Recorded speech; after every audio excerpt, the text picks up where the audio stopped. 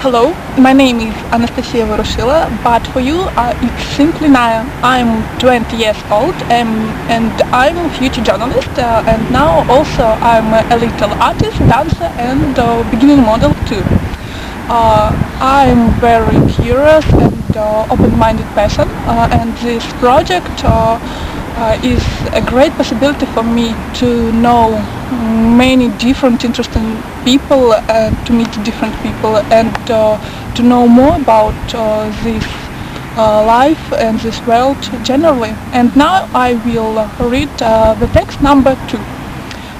When Slava's wife called Victor, she told him that one of the girl's mothers had just contacted him, very worried that the nightly phone calls she normally receives from her daughter, who works in New York with a dance troupe, had stopped. The girl's mother said she was about ready to go to the police. Slava's wife asked Victor if he had received any news about all the girls, but he said that he had not heard anything. But he promised to check into it immediately. Afterward, Victor calls Fiona. During his lengthy conversation with Fiona and Angel about the girls' whereabouts, Victor senses that Fiona is not beginning truthful, that she is trying to hide something. Later in the evening, by chance, Victor goes to one of his favorite restaurants, sit down and hears Fiona and Angela talking to each other. They were sitting over in a corner. Victor is alarmed to hear that the entire dance troupe of girls has disappeared after their first performances at New York nightclub. Putting two and two together, they realizes that he might be suspected by the local police. So he decides to pack up and leave America quickly and return to Belarus to avoid any trouble. Besides, he was sick and tired of both Fiona and Angela, especially the latter. From the very beginning, Victor had no attraction to Angela.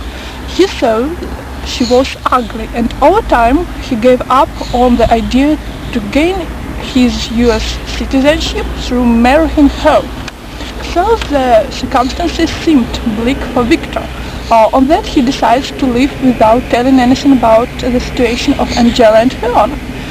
What he did tell them is that he was sick at his stomach and was coming back to the hotel to take some pills, and they shouldn't be worried about him, to just go ahead and have fun.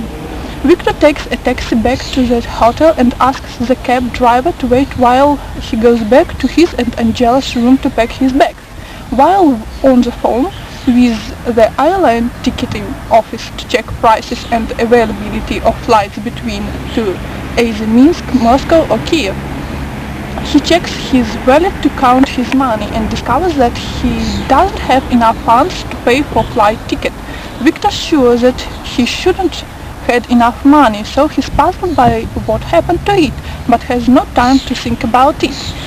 Determined to act quickly, he is certain that he will find some way to get the money he needs, no matter what. There is only one morning flight to Moscow that still shows availability, so he figures that he has a little bit of time to come up with a plan. He goes back to the taxi, loads up and asks the driver to take him toward to a bar close to the airport. A wonderful idea comes to Victor's mind. Thank you.